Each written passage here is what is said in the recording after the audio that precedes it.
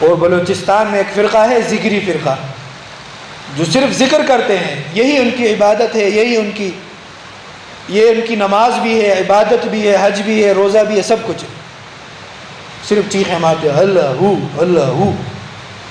اگر ایسا کوئی درجہ ہوتا کہ جس کے بعد عبادت کی ضرورت نہ ہوتی تو وہ درجہ سب سے پہلے محمد الرسول اللہ امام کائنات کو مل جاتا، لیکن ایسا کوئی درجہ نہیں ہے۔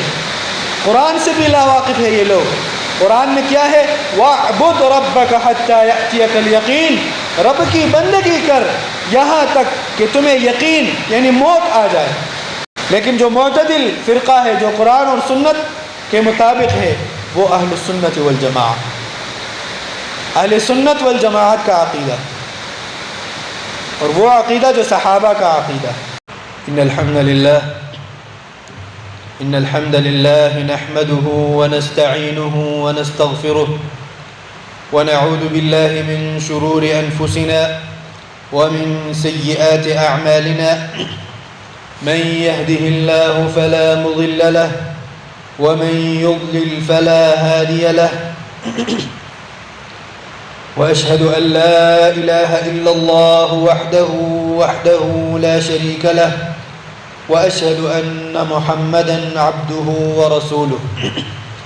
اما بعد فاعوذ بالله من الشيطان الرجيم، بسم الله الرحمن الرحيم، يا ايها الذين امنوا اتقوا الله حق تقاته ولا تموتن الا وانتم مسلمون، يا ايها الناس اتقوا ربكم الذي خلقكم من نفس واحده وخلق منها زوجها وبث منهما رجالا كثيرا ونساء، واتقوا الله الذي تساءلون به والأرحام إن الله كان عليكم رقيبا، يا أيها الذين آمنوا اتقوا الله وقولوا قولا سديدا يصلح لكم أعمالكم ويغفر لكم ذنوبكم، ومن يطع الله ورسوله فقد فاز فوزا عظيما۔ أما بعد فإن أصدق الحديث كتاب الله، وخير الهدي هدي محمد صلى الله عليه وسلم، وشر الأمور محدثاتها، فإن كل محدثة بدعة، وكل بدعة ضلالة، وكل ضلالة في النار۔ قال الله تبارك وتعالى في محكم تنزيله: ليس كمثله شيء وهو السميع البصير، وقال أيضا: ولله الأسماء الحسنى فادعوه بها وذروا الذين يلحدون في أسمائه سيجزون ما كانوا يعملون۔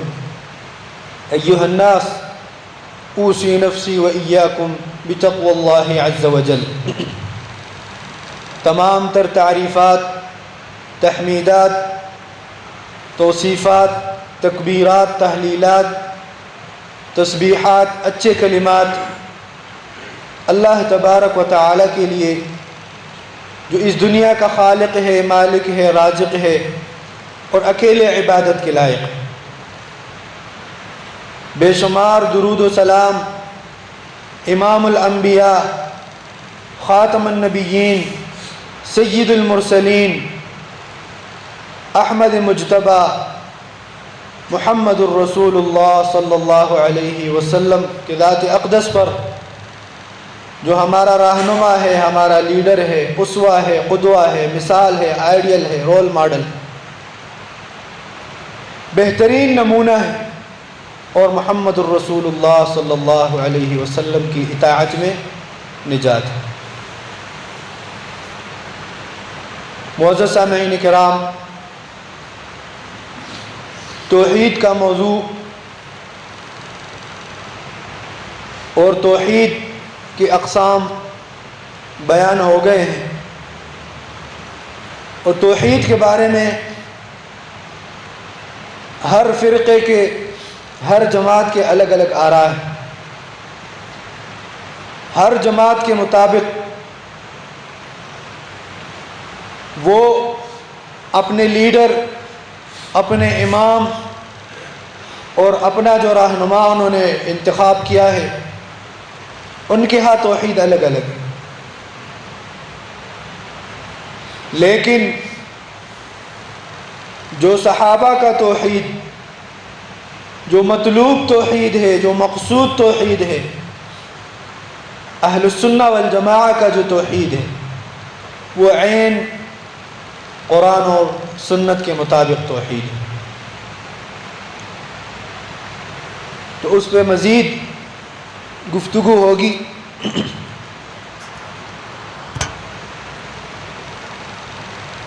اور توحید کے اقسام آپ سن چکے ہیں، توحید الربوبیہ، الوہیہ، اسماء و صفات۔ اسماء و صفات اللہ تبارک و تعالی کے جو ہے وہ دو قسم کے، خاص کر جو صفات ہیں، ایک کو آپ عقلیہ کہہ سکتے ہیں کہ آپ اپنے عقل سے اس کا ادراک کر سکتے ہیں اور آپ کا عقل جو ہے وہ مان سکتا ہے اور مانتا ہے، اور اس لیے مانتا ہے کہ قرآن اور سنت نے اس کا تذکرہ کیا ہے، تفصیل بتایا ہے۔ اور کچھ صفات جو ہے وہ خبریہ ہے، اللہ نے ہمیں بتا دیا ہے، خبر دی، رسول اللہ صلی اللہ علیہ وسلم نے سنتوں میں بیان کر دیا، اس کی خبر دی، لیکن وہ ہمارا جو عقل ہے اس کا ادراک نہیں کر سکتا۔ تو دونوں پر ایمان لانا وہ ضروری ہے۔ عقلیہ کون سے ہیں؟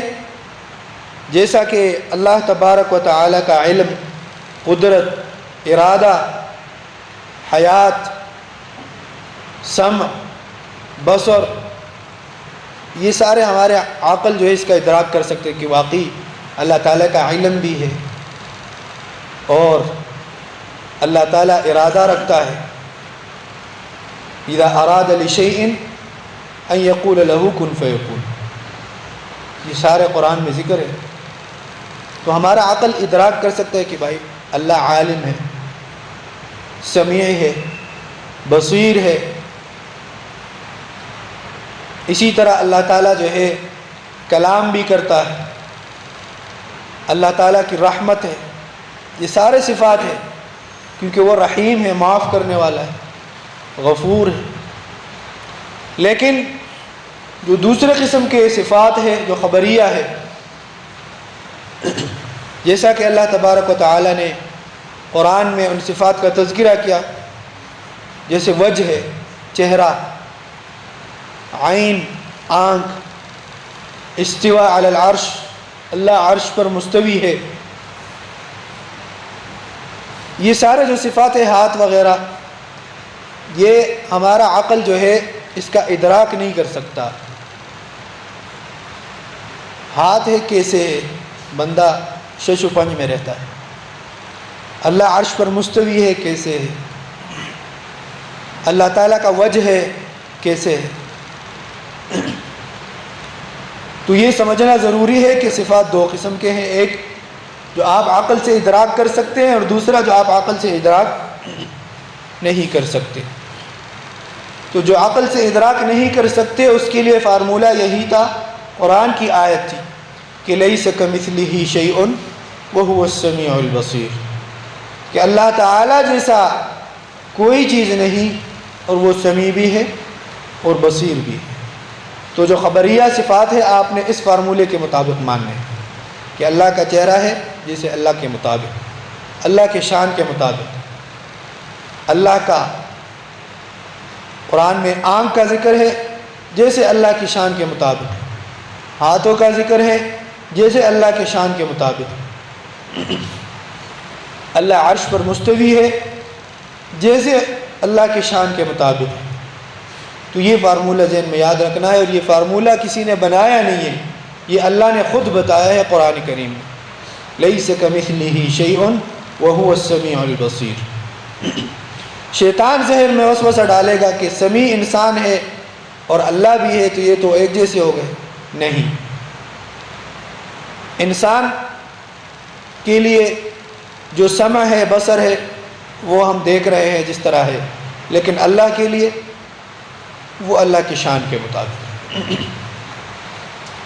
پھر اس توحید اسماء و صفات کے بارے میں مختلف فرقوں کی کیا رائے ہے؟ فرقے بھی اسی توحید کی وجہ سے بنے. کچھ مشہور فرقے ہیں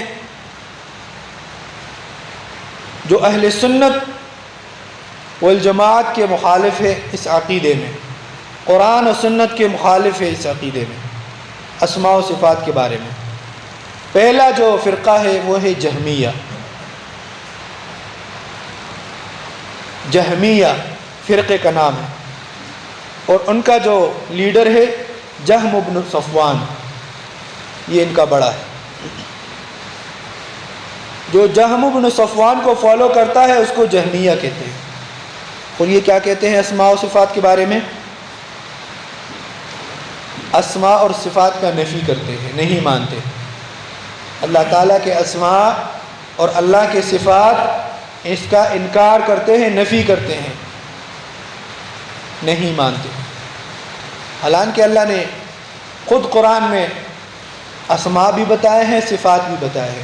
وَلِلَّهِ الْأَسْمَاءُ الْحُسْنَى، اللہ کے لیے بہترین نام ہے، اسماء حسنہ ہے، لیکن یہ لوگ نفی کرتے ہیں. اس طرح ایک اور فرقہ ہے جس کو کہتے ہیں معتزلہ، اور یہ واصل ابن عطا کے پیروکار ہے. یہ لوگ، وہ معتزلی تھا. اور معتزلہ جو ہے کیا کہتے ہیں؟ صرف اللہ تعالیٰ کے اسماء مانتے ہیں، صفات نہیں مانتے. صرف اللہ کے اسماء کو مانتے ہیں لیکن صفات کو نہیں مانتے. کیسے؟ جیسے کہ اللہ تعالیٰ جو ہے سمیع ہے، یا دوسری طریقے سے چلو اللہ تعالیٰ سمیع ہے، نام آیا اللہ تبارک، کہہ رہے ہیں سمیع ہے، لیکن جو سمع کی صفت ہے، جو سننے والا صفت ہے، اس سے وہ انکاری ہے. وہ کہہ رہے ہیں کہ صرف سمیع ہے، بس سمیع ہے، جو سننے کا صفت ہے اس کا انکار کر دیتے ہیں. تو بات پھر نہیں بنی. انہوں نے اسماء اور صفات دونوں کا انکار کیا. انہوں نے اسماء کو مان لیا لیکن صفات کا انکار کیا، تو یہ بھی بات نہیں بنی. تو یہ بھی اہل سنت کے مخالف ہے اور قرآن و سنت کے مخالف ہے. اسی طرح ایک اور فرقہ ہے الاشاعرہ. الاشاعرہ جو ہے یہ امام ابی الحسن الاشعری کے پیروکار ہیں. اور اس گروہ کے اندر دو گروہ ہیں. جو پرانے اشاعرہ ہے وہ صفات کے انکاری تھے، اسماء کو مانتے تھے. اور جو نئے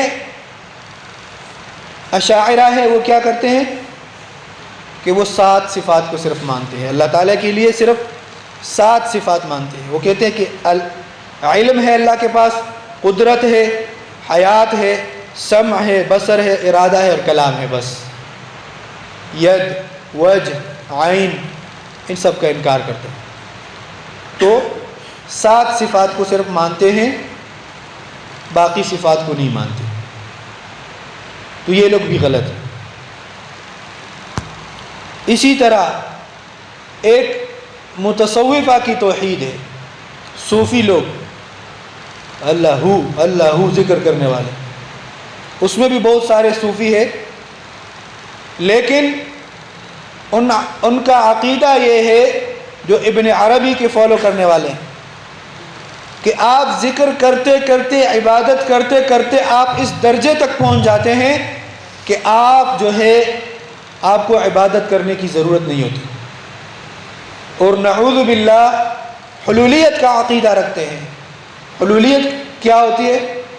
وہ کہتے ہیں کہ عبادت کرتے کرتے آپ کا درجہ اونچا جا رہا ہوتا ہے، یہاں تک کہ اللہ تعالیٰ میں آپ شامل ہو جاتے ہیں، حل ہو جاتے ہیں، پھر آپ کو عبادت کرنے کی ضرورت نہیں ہوتی۔ تو یہ بھی غلط فرقہ ہے۔ اور بلوچستان میں ایک فرقہ ہے ذکری فرقہ، جو صرف ذکر کرتے ہیں، یہی ان کی عبادت ہے، یہی ان کی نماز بھی ہے، عبادت بھی ہے، حج بھی ہے، روزہ بھی ہے، سب کچھ ہے، صرف چیخیں مارتے اللہ ہو اللہ ہو۔ تو لوگوں نے اپنے اپنے ذہن کے مطابق توحید بنا لیا۔ تو حلولیت کا عقیدہ رکھتے ہیں وہ کہ انسان اللہ میں حل ہو گیا یا اللہ نعوذ باللہ انسان میں حل ہو گیا، اب دونوں میں کوئی فرق نہیں ہے، عبادت کی ضرورت نہیں ہے، درجہ اونچا ہو گیا۔ یہ اصل میں سنتوں سے لاواقف ہے، نبی علیہ السلام کی سیرت سے لاواقف ہے۔ نبی علیہ السلام پوری رات عبادت پڑھتے ہیں، پیر مبارک سوج جاتے ہیں۔ حضرت عائشہ رضی اللہ عنہا جو ہے وہ سوال کرتی ہے کہ اے نبی علیہ السلام، آپ کے تو کوئی گناہ ہی نہیں، آپ کو تو جنت کی خوشخبری ملی ہے، آپ تو امام الانبیاء ہے، آپ تو نبیوں کے سردار ہیں، آپ اتنی زیادہ عبادت کیوں کرتے ہیں؟ نبی علیہ السلام نے ارشاد فرمایا افلا اکون عبدا شکورا، اتنی جو اللہ تعالیٰ کا اتنا خاص فضل اور کرم ہے مجھ پر، تو کیا میں اللہ کا شکر گزار بندہ نہ بنوں؟ اگر ایسا کوئی درجہ ہوتا کہ جس کے بعد عبادت کی ضرورت نہ ہوتی تو وہ درجہ سب سے پہلے محمد الرسول اللہ امام کائنات کو مل جاتا، لیکن ایسا کوئی درجہ نہیں ہے۔ قرآن سے بھی لاواقف ہے یہ لوگ۔ قرآن میں کیا ہے؟ وَاعْبُدْ رَبَّكَ حَتَّى يَأْتِيَكَ الْيَقِينُ، رب کی بندگی کر یہاں تک کہ تمہیں یقین یعنی موت آ جائے۔ موت تک کوئی بندہ بیمار ہے، معذور ہے، اس کے لیے کوئی چھٹی نہیں ہے جب تک موت نہ آ جائے۔ اس جسم میں روح ہے، خون چلتا ہے، روح احساس لیتا ہے، تب تک عبادت کرنی ہے۔ تو ایسا کوئی درجہ نہیں ہے کہ جس کے بعد انسان کو عبادت کی ضرورت نہ ہو۔ تو یہ فرقہ بھی خطا ہے اور قرآن و سنت سے ہٹ کر ہے۔ ایک فرقہ جو ہے خوارج کا فرقہ، حزبیون۔ خوارج اور آج کے لیے جو جہاد کے جذبے دے رہے ہوتے ہیں اور اپنے علاوہ مسلمانوں کو جو ہے کافر قرار دیتے ہیں، خارجی قرار دیتے ہیں۔ وہ خود خارجی ہے لیکن وہ ان کا کام کیا ہے؟ مسلمانوں کو کافر قرار دیتے ہیں۔ اور وہ ان کا عقیدہ یہ ہے کہ توحید کا مطلب یہ ہے کہ وَمَن لَّمْ يَحْكُم بِمَا أَنزَلَ اللَّهُ فَأُولَٰئِكَ هُمُ الْكَافِرُونَ۔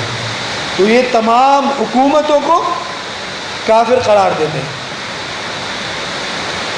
اور یہ لوگ تو ایسے خطرناک ہیں کہ صحابہ کو بھی نہیں چھوڑا، اور صحابہ کے زمانے میں یہ پیدا ہوئے تھے، اور حضرت علی رضی اللہ عنہ اور اس کے علاوہ جو اور صحابہ تھے انہوں نے پھر ان کے ساتھ جہاد کیا، اور صحابہ کے دور میں انہوں نے قرآن اٹھائے اور صحابہ کے اوپر الزام لگایا کہ یہ قرآن کے مطابق فیصلے نہیں کرتے۔ تو ان کا توحید کیا ہے؟ صرف حکومتوں کا توحید ہے کہ حکومت قرآن کے مطابق ہو، بس یہی ان کا توحید ہے۔ اور ان کا مشن یہی ہے کہ حکومت کا تختہ الٹا کرو، ان کا کوئی مشن نہیں ہے۔ مسلمانوں کے حکومت ان کو کمزور کرو اور حکومت کا تختہ الٹ کرو، یہ ان کا توحید ہے۔ تو یہ بھی خطا پر ہے، اور یہ اپنے علاوہ جو ہے سب کو کافر قرار دیتے ہیں۔ کوئی اگر گناہ کرتا ہے، کوئی زانی ہے تو اس کو بھی اسلام سے خارج کر دیتا ہے. کوئی اگر کبیرہ گناہ کرتا ہے اس کو کہتے ہیں یہ اسلام سے خارج ہو گیا. تو یہ لوگ بہت سخت عقیدہ رکھنے والے ہیں، اور یہ ایک الگ موضوع ہے، ان کے اوپر چلو بات پھر کبھی ہوگی. لیکن جو معتدل فرقہ ہے، جو قرآن اور سنت کے مطابق ہے، وہ اہل السنت والجماعہ، اہل سنت والجماعت کا عقیدہ، اور وہ عقیدہ جو صحابہ کا عقیدہ. تو اہل سنت نے 6 اصول رکھے ہیں، 6 اصول اسماء و صفات کے بارے میں. جو پہلے اصول پہ پچھلے جمعے میں بات ہو چکی تھی.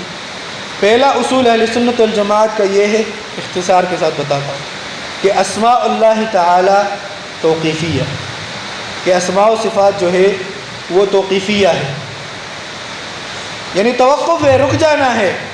اگر دلیل آتی ہے تو ہم نے اس کو ماننا ہے، اگر دلیل نہیں آتی تو ہم نے اس کو ثابت بھی نہیں کرنا اپنی طرف سے. اور اس کا دلیل قرآن میں ہے کہ وَلَا تَقْفُ مَا لَيْسَ لَكَ بِهِ عِلْمٌ، اس چیز کے بارے میں کیوں خبر دیتے ہو جو تمہیں علم ہی نہیں. تو جب علم آتا ہے کوئی دلیل قرآن سے یا حدیث سے تو ہم اس کو ثابت کریں گے، اس اسم کو، اس صفت کو مانیں گے، اور اگر دلیل نہیں ہے تو نہیں مانیں گے. یہ اہل سنت کا پہلا اصول.